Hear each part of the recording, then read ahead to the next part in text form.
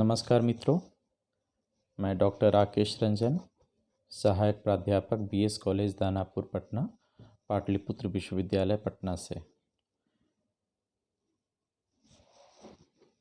अलीगढ़ मुस्लिम विश्वविद्यालय UGC HRDC के द्वारा जो फैकल्टी इंडक्शन प्रोग्राम चल रहा है, उसके लिए जो सेमिनार प्रस्तुति से संबंधित जो वीडियो बनाना है, मैं उसे लेकर प्रस्तुत हुआ हूँ।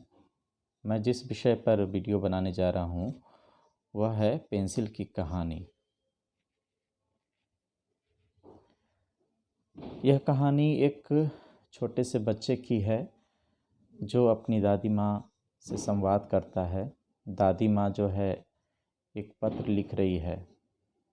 पत्र को लिखते समय उसका जो पोता है वह आ जाता है, पूछता है अपनी दादी से कि आप क्या लिख रही हैं, क्या आप मेरी कहानी लिख रही हैं। दादी माँ कहती है, अपनी पेंसिल को विराम देती है और पोते को कहती है कि मैं तुम्हारे बारे में ही लिख रही हूँ, मगर वास्तव में मेरे शब्दों से अधिक महत्वपूर्ण मेरी यह लेखनी है, पेंसिल है, जिसका उपयोग मैं लिखने के लिए कर रही हूँ। और मैं उम्मीद करती हूँ कि जब तुम बड़े हो जाओगे तब तुम इसी पेंसिल की तरह बनोगे। बच्चा जो होता है वह कौतूहल से भर जाता है, आश्चर्यचकित होकर पूछता है, पेंसिल की तरह? इसमें कौन सी विशेष बात है? यह तो पेंसिल जो तुम लिख रही हो, यह तो सामान्य पेंसिल की ही तरह है, दूसरी पेंसिल की ही तरह है। उसकी दादी माँ कहती है कि यह तुम्हारे ऊपर निर्भर है कि तुम चीज़ों को किस दृष्टि से देखते हो, किस तरह से देखते हो। मैं तुम्हें इस पेंसिल की 5 विशेषताएं बतलाऊंगी। उसके बाद तुम अगर मेरी इन 5 विशेषताओं को अगर समझ जाओगे तो तुम अपने जीवन में शांतिपूर्वक रह सकते हो। पहली विशेषता वो कहती है दादी कि तुम बहुत महान कार्य करने में सक्षम हो, मगर यह कभी मत भूलना कि कहीं न कहीं तुम्हारे ऊपर एक हाथ है। वह हाथ ईश्वर का हाथ है जो हर पल हर समय तुम्हारा मार्गदर्शन करता रहेगा, तुम्हारे रास्ते का सहारा बनेगा, तुम्हारा पथ प्रदर्शित करता रहेगा।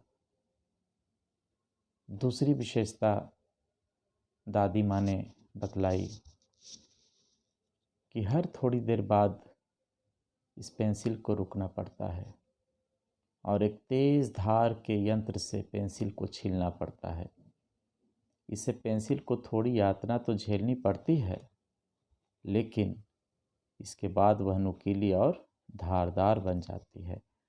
इसी प्रकार तुम्हें भी जीवन में कभी कभी दुख और दर्द की स्थिति में धैर्य के साथ काम लेना होगा। यह तुम्हें एक बेहतर इंसान बनाएगा। दादी माँ ने अगली तीसरी विशेषता के बारे में कहा, पेंसिल सदा हमें इसकी अनुमति देती है कि हम एक रबर का प्रयोग करके अपनी किसी त्रुटि को मिटा दें और उसका सुधार कर सकें।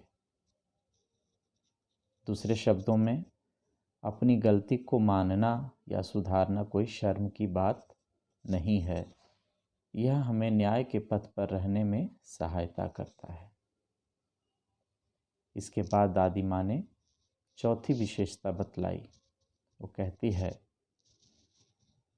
मेरे बेटे, यह जो पेंसिल है, इसके बाहर जो लकड़ी है वह बाह्य अंग है, लेकिन इसकी जो आत्मा है वह आंतरिक, मतलब जो अंदर में जो ग्रेफाइट है, जो काले रंग का, वही है।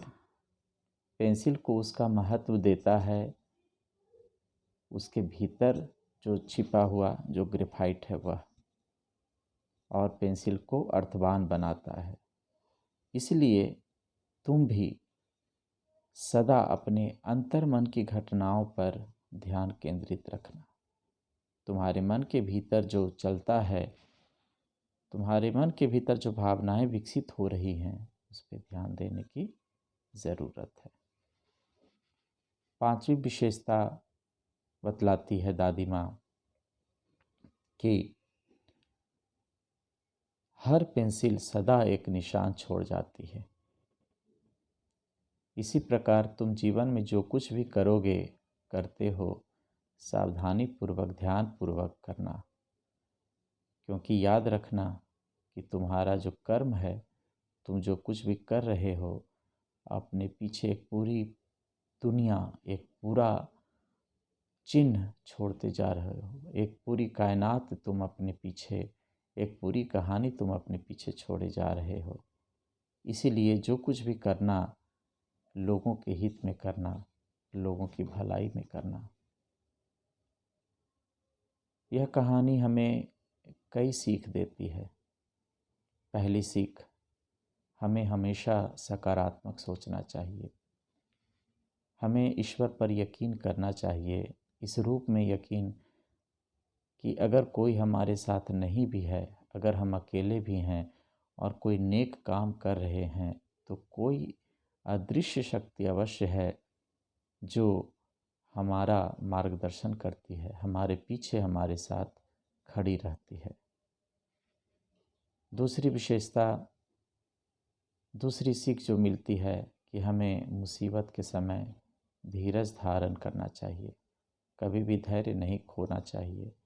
जब हम दुख में हों, विपत्ति में हों, जैसे पेंसिल को छीला जाता है उसे तेज करने के लिए, तो छीलते समय जो पेंसिल को जो दुख दर्द का अनुभव होता है, जो यातना उसे महसूस होती है, वह यातना सहता है, धैर्यपूर्वक सहता है। उसके बाद उसकी जो धार है पहले से कहीं तेज हो जाती है।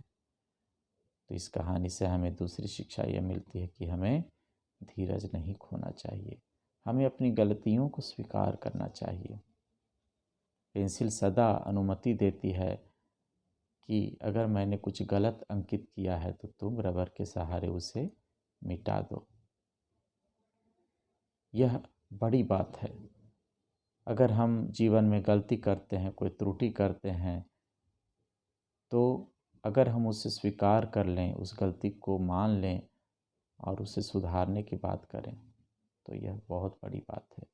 चौथी विशेषता कि हमें अपने मन के भीतर की आत्मा को समझना चाहिए, उसे उतना ही महत्व देना चाहिए जितना बाहरी से ज़्यादा हमें अंतर्मन की बातों को स्वीकार करके उसे महत्व देना चाहिए।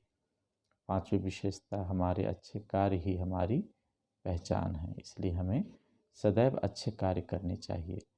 इससे मिलती जुलती एक पंक्ति है, कबीरदास का दोहा है, गुरु कुम्हार शिष्य कुंभ है, गड़ी गड़ी काढ़े खोट, अंतर हाथ सहार दे, बाहर बाहे चोट। गुरु जो होता है कुम्हार की तरह होता है और शिष्य जो होता है कच्चे घड़े की तरह होता है। जिस प्रकार गुरु अपने अबोध बालक शिष्य को कड़े वचन के द्वारा संभालता है, लेकिन भीतर ही भीतर उसे प्यार करता है। उदाहरण के लिए कबीर ने कुम्हार का उदाहरण लिया है कि कुम्हार जब घड़ा बना रहा होता है तो एक हाथ अंदर एक हाथ बाहर, अंदर से उसे धीरे धीरे सहलाता है, सहारता है और बाहर से चोट करता है, ताकि उसका जो घड़ा है वह सुंदर बने, सुरूप बने और वह लोगों के हृदय में बसे। तो पेंसिल की कहानी हमें बहुत कुछ सिखाती है। यह 5 सीख वाली इतनी बेहतरीन कहानी है जो सरल सहज भाषा में लिखी गई है। कई मुहावरे भी हैं इसमें, जो हिंदी की जो तद्भव शब्दावली है, साथ ही साथ तत्सम शब्दों का भी इसमें प्रयोग हुआ है। और बड़ी बेहतरीन कहानी है जो हमें जीवन पथ पर आगे बढ़ने की प्रेरणा देती है और हमें समझाने की कोशिश करती है कि जीवन में कभी निराश नहीं होना चाहिए, हमें सकारात्मक हो करके अपने जीवन में आगे बढ़ना चाहिए। हम सफलता हासिल कर लेंगे, इसमें कोई दो राय नहीं है। तो बहुत बहुत धन्यवाद मित्रों इस वीडियो के लिए।